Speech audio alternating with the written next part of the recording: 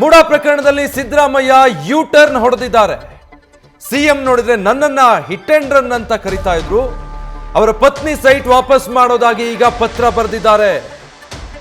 ಈಗ ಇಷ್ಟೆಲ್ಲ ಆದ್ಮೇಲೆ ತರಾತುರಿಯಲ್ಲಿ ಸೈಟ್ ವಾಪಸ್ ಕೊಡೋದಕ್ಕೆ ಹೇಳಿದ್ಯಾರು? ಹೀಗಂತ ಸಿಎಂ ಸಿದ್ದರಾಮಯ್ಯ ವಿರುದ್ಧ ಕೇಂದ್ರ ಸಚಿವ ಎಚ್.ಡಿ. ಕುಮಾರಸ್ವಾಮಿ ವಾಗ್ದಾಳಿ ನಡೆಸಿದ್ದಾರೆ. ನಿನ್ನೆಯ ಬೆಳವಣಿಗೆಗಳಿಗೆ ಸಂಬಂಧಪಟ್ಟ ಹಾಗೆ ಸಿಎಂ ಸಿದ್ದರಾಮಯ್ಯನವರ ಧರ್ಮಪತ್ನಿ ಪತ್ರ ಬರೆದಿದ್ದಾರೆ. ಸೈಟ್ಗಳನ್ನು ಮೂಡಾಗೆ ಹಿಂತಿರುಗಿಸೋದಾಗಿ ಅವರು ಸ್ವಇಚ್ಛೆಯಿಂದ ಹೇಳಿದ್ದಾರೆ. ಸೊ ಈ ಎಲ್ಲ ವಿಚಾರಗಳಿಗೆ ಸಂಬಂಧಪಟ್ಟ ಹಾಗೆ ಎಚ್.ಡಿ. ಕುಮಾರಸ್ವಾಮಿ ಮಾತಾಡಿದ್ದಾರೆ.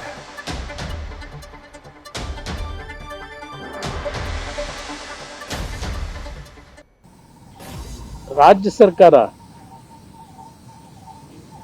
ಹಲವಾರು ಕ್ಯಾಬಿನೆಟ್ ಸಭೆಗಳನ್ನು ಕರೆದು ಆ ಪ್ರಕರಣಕ್ಕೆ ಸಂಬಂಧಪಟ್ಟಂತೆ ಕ್ಯಾಬಿನೆಟ್ನಲ್ಲಿ ಏನೇನು ತೀರ್ಮಾನಗಳನ್ನು ಕೊಟ್ಟಿದ್ದಾರೆ, ಕ್ಯಾಬಿನೆಟ್ ಏನು ರೆಕಮೆಂಡೇಶನ್ ಮಾಡಿ ಗವರ್ನರ್ಗೆ ಕ್ಯಾಬಿನೆಟ್ನ ನಿರ್ಣಯಗಳನ್ನು ಕಳಿಸ್ಕೊಂಡಿದ್ದಾರೆ. ಮುಖ್ಯಮಂತ್ರಿಗಳು ಈ ಒಂದು ಪ್ರಕರಣ ಹೊರಗೆ ಬಂದ ನಂತರ ಯಾವ್ಯಾವ ಹಂತಗಳಲ್ಲಿ ಏನೇನು ಹೇಳಿಕೆ ಕೊಟ್ಟಿದ್ದಾರೆ, ಯಾವ್ಯಾವ ಹಂತದಲ್ಲಿ ಏನೇನು ಹೇಳಿಕೆ ಕೊಟ್ಟಿದ್ದಾರೆ,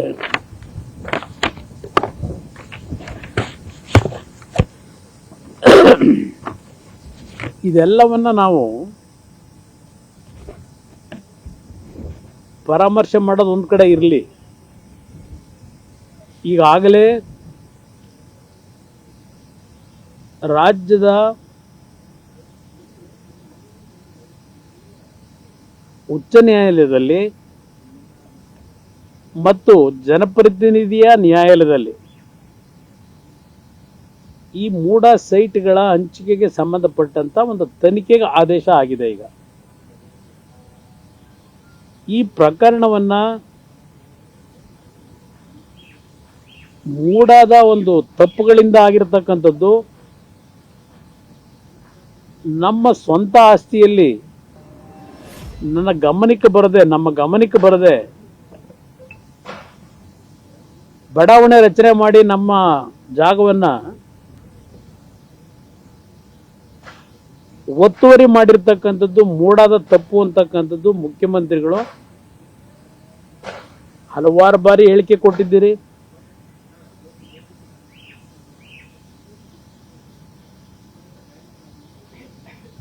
ನಮ್ಮ ಜಾಗದಲ್ಲಿ ಇವರು ಒತ್ತುವರಿ ಮಾಡಿರ್ತಕ್ಕಂಥದ್ದು ಏನಿದೆ ಅದರ ವ್ಯಾಲ್ಯೂ 62 ಕೋಟಿ ಬಿಡಬೇಕು, ನಮ್ಗೆ 62 ಕೋಟಿ ದುಡ್ಡು ಕೊಟ್ಬಿಡಿ, ಇದನ್ನು ಅವರೇ ಹೇಳಿದ್ದಾರೆ.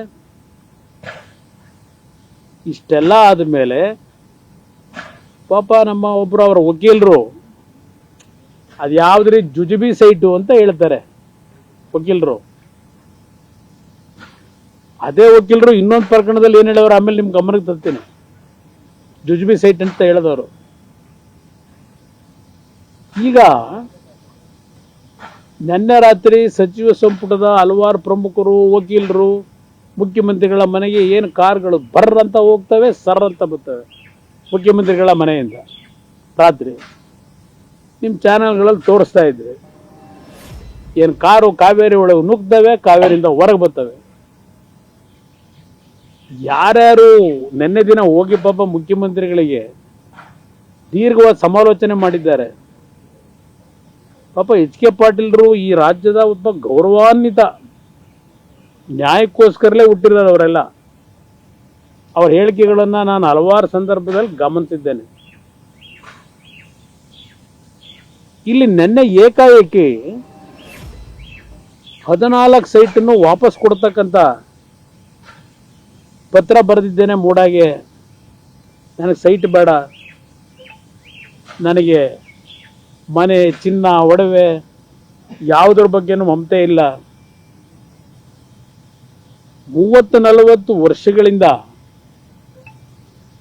ಎಂಥ ವ್ರತ ಮಾಡಿದ್ರು, ಏನೋ ವ್ರತ ಮಾಡಿ ಭಾಳ ಶಿಸ್ತುಬದ್ಧ ಜೀವನ, ಕಪ್ಪು ಚುಕ್ಕೆ ಬರದೇ ಇರತಕ್ಕಂಥ ರೀತಿಯಲ್ಲಿ ನನ್ನ ಪತಿಯವರು ಶ್ರಮ ಪಟ್ಟಿದ್ದಾರೆ ಅಂತ ಹೇಳಿದ್ದಾರೆ. ನಾನು ಹೆಣ್ಣುಮಗಳ ಬಗ್ಗೆ ಮಾತನಾಡಲ್ಲ. ಆಮೇಲೆ ನನಗೆ ಇನ್ನೊಂದು ಆಶ್ಚರ್ಯ, ಮುಖ್ಯಮಂತ್ರಿಗಳು ನೆನ್ನೆ ಸೈಟ್ಗಳನ್ನ ಸರೆಂಡರ್ ಮಾಡ್ತಕ್ಕಂಥ ವಿಷಯವನ್ನ ನಾನು ಓದಿ ಬಹಳ ಅಚ್ಚರಿ ಆಗೋಯ್ತು ಅಂದವ್ರೆ. ನನಗೆ ಅಚ್ಚರಿ ಆಗೋಯ್ತು ಅಂತಿದ್ದಾರೆ ಮುಖ್ಯಮಂತ್ರಿಗಳು. ಮುಖ್ಯಮಂತ್ರಿಗಳ ಗಮನಕ್ಕೆ ಬರದೆ ಅವರ ಧರ್ಮಪತ್ನಿಯವರು ಸೈಟ್ಗಳನ್ನ ಸರೆಂಡರ್ ಮಾಡ್ತಕ್ಕಂಥ ನಿರ್ಧಾರ ಮಾಡಿದ್ರ? ಎಷ್ಟರ ಮಟ್ಟಿಗೆ ಈ ಮುಖ್ಯಮಂತ್ರಿ ನನ್ನನ್ನ ಸುಳ್ಳುಗಾರ ಅಂತಾರೆ. ಇವರ ಒಂದೊಂದು ಹೇಳಿಕೆಗಳನ್ನು ನೋಡಿದ್ರೆ ಬಹುಶಃ ಸುಳ್ಳು ಎಲ್ಲಿ ಹುಟ್ಟಿದೆ ಅಂತಕ್ಕಂಥದ್ದನ್ನು ಯಾರು ಬೇಕಾದ್ರೂ ಅರ್ಥೈಸ್ಕೋಬಹುದು. ಇನ್ನು ಮುಂದಕ್ಕೆ ನನ್ನನ್ನು ಅದೇ ಅಂತದ್ದು ಹಿಟ್ ಅಂಡ್ ರನ್ನು ಅಂತಾರೆ. ಕುಮಾರಸ್ವಾಮಿದು ಹಿಟ್ ಅಂಡ್ ರನ್ ಅಂತಾರೆ ಹೇಳಿಕೆ. ನಿಮ್ದು ಯಾವುದು ರನ್ನು? ಯೂಟರ್ನ್ ರನ್ನ ನಿಮ್ಮದು? ಯೂಟರ್ನ್ ಸಿದ್ದರಾಮಯ್ಯ ಅವರು ಅಂತ ಕರೆಯೋದ ಇನ್ನ ನೆನ್ನೆಯ ತೀರ್ಮಾನಗಳಿಂದ? ಇಷ್ಟೊಂದು ತರಾತುರಲ್ಲಿ ಇಷ್ಟೆಲ್ಲ ಹೋರಾಟ ಮಾಡ್ಕೊಂಡ್ಬಂದವರು ಕಳೆದ 3 ತಿಂಗಳಲ್ಲಿ ಈಗ ಏಕಾಏಕಿ ನಮಗೆ ಸೈಟೇ ಬೇಡ ವಾಪಸ್ ತಗೊಂಡ್ಬಿಡಿ ಅಂತ ಇಷ್ಟು ತರಾತುರಿಯ ನಿರ್ಧಾರ ನಿಮ್ಗೆ ಯಾರು ಹೇಳ್ಕೊಟ್ಟವ್ರೀಗ? ಯಾಗಿದೆ ಅಂದ್ರೆ ಪಾಪ ಇಬ್ರು ಗಂಡ ಹೆಂಡತಿ ಇರ್ತಾರೆ. ಯಾವುದೋ ಒಂದು ಸಂಕಷ್ಟಕ್ಕೆ ಒಳಗಾಗಿ ಇಲ್ಲ ಏನೋ ಒಂದಾಗಿ ಗಂಡ ಎಲ್ಲೋ ಕಳ್ತನ ಮಾಡ್ಕೊಂಡ್ ಬಂದ್ಬಿಡ್ತಾನೆ, ಎಲ್ಲ ದೋಚ್ಕೊಂಡು ಪೊಲೀಸ್ನರಿಗೆ ಸಿಗಾಕೊಂಡ್ಬಿಡ್ತಾರೆ. ಆಗ ಹೆಂಡತಿ ಹೋಗಿ, ಅಯ್ಯೋ ನನ್ನ ಗಂಡ ನನ್ನ ಜೀವನದಲ್ಲಿ 30 ವರ್ಷದಲ್ಲಿ ನನ್ನ ಮದುವೆಯಾಗಿ ಎಂದೂ ಸಹ ಒಂದು ತಪ್ಪು ಮಾಡಿರಲಿಲ್ಲ, ಏನೋ ಒಂದು ಸಮಸ್ಯೆಗೋಸ್ಕರವಾಗಿ ಕಳ್ತನ ಮಾಡಿಬಿಟ್ಟವನೇ, ದಯವಿಟ್ಟು ಇದರಿಂದ ನಮ್ಮನ್ನು ಪಾರು ಮಾಡಿ ಅಂತ ಹೇಳಿ ಕೇಳಿದ ತಕ್ಷಣ ಬಿಟ್ಬಿಡ್ತೀರಾ ಕಳ್ಳನ್ನ? ಏನಾದ್ರು ಬಿಡಕ್ಕೆ ಸಾಧ್ಯನಾ? ಬಿಡ್ತಾರ ಪೊಲೀಸ್ನವರು? ಇಲ್ಲ ಸರ್ಕಾರ ಬಿಡುತ್ತಾ? ಮಾಫಿ ಮಾಡ್ತೀರಾ? ಇಷ್ಟೆಲ್ಲ ಸರ್ಕಸ್ ಯಾತಿಗೆ ಬೇಕಿತ್ತು ಸಿದ್ದರಾಮಯ್ಯನವರೇ? ಈ ಪ್ರಕರಣಗಳು ಬಂದಾಗ ಹೇಳಿದ್ರಿ, ಬಿಜೆಪಿದು 100 ಪ್ರಕರಣ, 20-25 ಹೇಳಿದ್ರಿ, ಸಚಿವ ಸಂಪುಟ ನಿಮ್ಮ ಸದಸ್ಯರುಗಳು ಹೇಳಿದ್ರು. ಈ ಕ್ಷಣದವರೆಗೆ ಯಾವುದಾದ್ರೂ ಒಂದು ಪ್ರಕರಣಗಳನ್ನ ನಿಮ್ಮ ಕೈನಲ್ಲೇ ಹೊರಗೆ ತರಲಿಕ್ಕೆ ಸಾಧ್ಯ ಆಗಿದೆಯಾ? ಅದ್ಯಾವುದೋ ನಂದು ಗಂಗೇನಹಳ್ಳಿ ಪಂಗೇನಹಳ್ಳಿ ಯಾವುದೋ ಹಿಡ್ಕೊಂಡು ಕೂತಿದ್ದೀರಿ.